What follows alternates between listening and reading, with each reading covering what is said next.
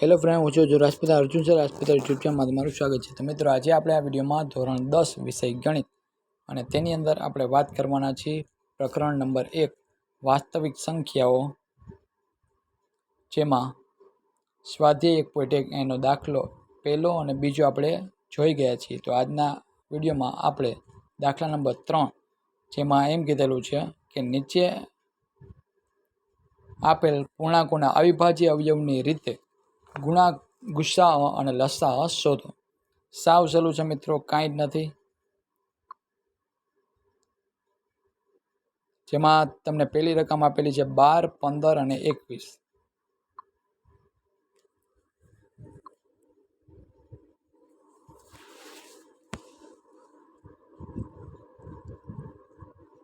બાર, 15 અને 21 શું કરીશું?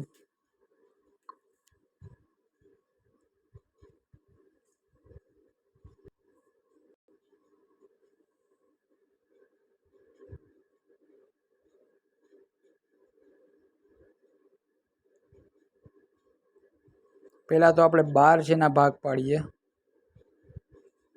12 છે તો જો આ રીતે તમે કરી શકો, 2 ગુણ્યા 2, 2 દુ 4 અને 4 તેરી 12।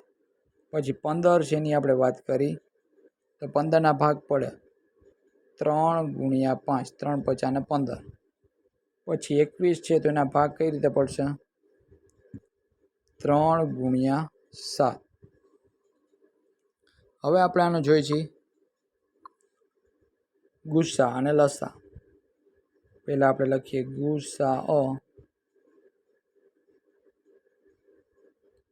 ગુસા એટલે ત્રણેયમાં આવતું એ લઈ લેવાનું। 2માં આવતું હોય ને ત્રીજામાં ના આવતું હોય તો ન ચાલે। કેટલો આવ્યો? 3। હવે મિત્રો, આપણે લસા જ્યારે શોધતા હોય ને તો શું કરવાનું? પહેલી લીટી જે છે ને એ બધામાં લઈ લેવાની। જેમ કે પહેલા જુઓ તમે, ભાગ કેટલા આપેલા છે? 2, 2 અને 3। તો શાંતિથી પહેલા લખી નાખવાનું 2 ગુણ્યા 2 ગુણ્યા 3। ચલો, ત્યાર પછી હવે તગડો જે સર્કલ કરેલું છે ને એને આપણે લેવાનું નથી બીજી વખત। તો અહીંયા 3 છે તો એ બીજી વાર લેવાનું નહીં। એ સિવાય શું વધ્યું? તો કે 5। ચલો, એના પછી તગડો છે સર્કલમાં છે તો એ લેવાનું નહીં। એ સિવાય શું વધ્યું? 7।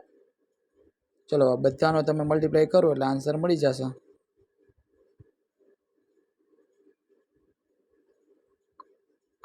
બે દુ 4, 4 તેરી 12, 12 50 60। 60 ગુણ્યા તમે 7 કરો, 60 ગુણ્યા 7 કરીએ એટલે જો 7 6 કેટલા થાય? તો કે 42 અને એમાં લાડવો મૂકી દેવાનો તો શું આન્સર આવે? 420। ખ્યાલ આવી ગયો? તો લસા આપણને મળ્યો કેટલો? 420 અને ગુસ્સા આપણને મળ્યો 3। ખ્યાલ આવી ગયો? ચલો, એના પછીનો સમ જોઈએ આપણે।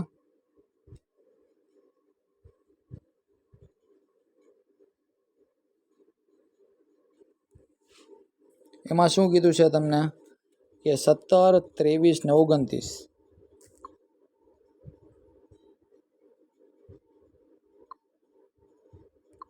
17, 23 અને 29 નો આપણે ગુસ્સા અને લસા ગોતવાનો છે।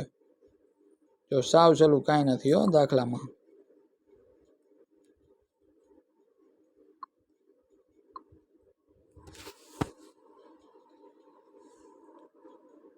દાખલા નંબર 2, 17, 23 અને 29।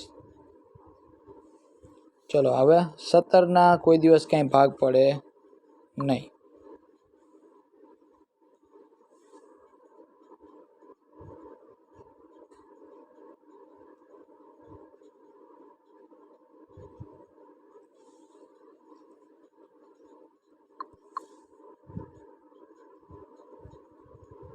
પણ એને આ રીતે તમે લખી શકો 1 ગુણ્યા 17। ચલો, ત્યાર પછી છે 23। તો 23 છે એની હું વાત કરું તો 23માં શું થાય? 1 ગુણ્યા 23, કારણ કે અવિભાજ્ય સંખ્યા છે એ। પછી 29ની હું વાત કરું તો 29નો સેમ એ જ થશે, 1 ગુણ્યા 29. ચલો હવે આપણે આનો જોઈએ છીએ લસા અને ગુસ્સા. તો પહેલાં છે ને ગુસ્સા ગોતવાનો, કારણ કે કામ તમારું સહેલું થઈ જાય. ગુસ્સાઓ. ગુસ્સાનો નિયમ શું છે? તણીમાં આવતું ઈ. તો ઓનલી આની અંદર શું છે? 1. એટલે ગુસ્સા થયો તમારો 1. લસાઅની વાત કરીએ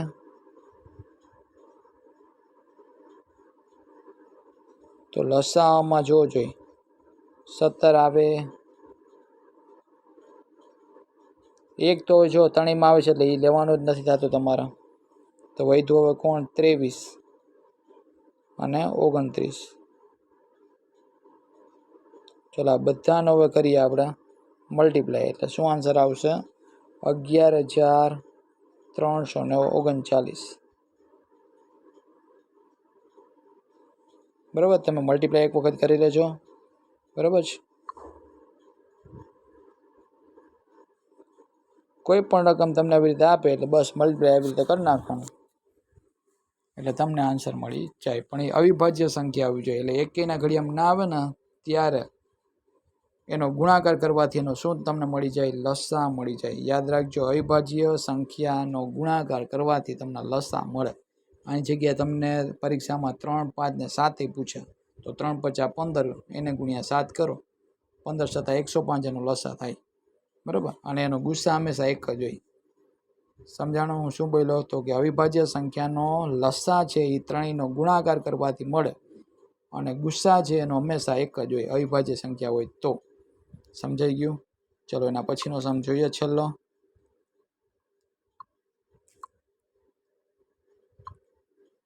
8, 9 અને 25.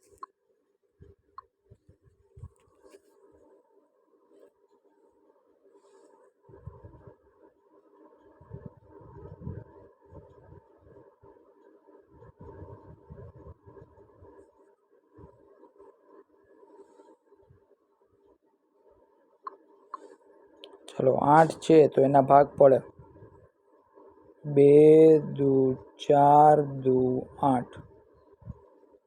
પછી 9 છે તો એના ભાગ પડે 3 ગુણ્યા 3, 3 તેરી 9.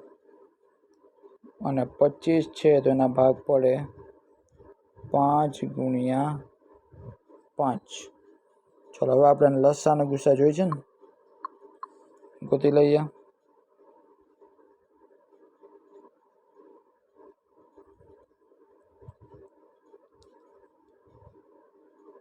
ચલો ગુસ્સામાં તો આમાં કંઈ છે જ નહીં.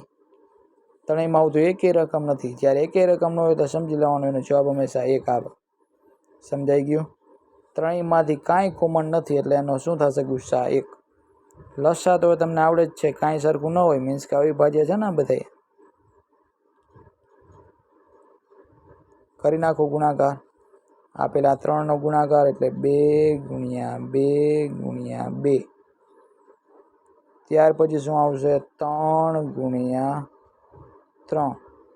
અને ત્યાર પછી 5 ગુણ્યા 5. ચલો બધાનો હવે ગુણાકાર કરીએ આપણે. 2 દુ 4 દુ 8, 8 9 અને 72. બરાબર, 8 9 72. અને 72 ગુણ્યા 25 કરી એટલે 1,800 આન્સર આવશે. કેટલો આવશે? 1,800. એ તમારો આનો જવાબ થશે. ગુસ્સા તમારો 1 થયો અને લસા થયો 1,800. ખ્યાલ આવી ગયો? તો મિત્રો અહીંયા આપણે ક્વેશ્ચન નંબર 3 છે એના બધા જ સમ આપણે જોઈ લીધા. અને પછીના વિડીયોમાં આપણે વાત કરવાના છીએ પ્રશ્ન નંબર 4. ફરી પાછા મળશું આપણે નેક્સ્ટ વિડીયોમાં. ત્યાં જોતા રહેજો અમારા વિડીયો. જો તમને અમારો વિડીયો પસંદ આવ્યો તો અમારી યુટ્યુબ ચેનલ લાઈક કરો, શેર કરો, સબસ્ક્રાઈબ કરો. અને આવા વિડીયોઝ જે હું અપલોડ કરું એની નોટિફિકેશન તમારે મેળવવી હોય તો બાજુના બેલ આઇકન બટન પર ક્લિક કરવાનું ભૂલશો નહીં, જેથી કરીને અને પછીના વિડીયો મૂકીને તમને નોટિફિકેશન મળતી રહે. ફરી પાછા મળશું એક વિડીયોમાં. Thank you.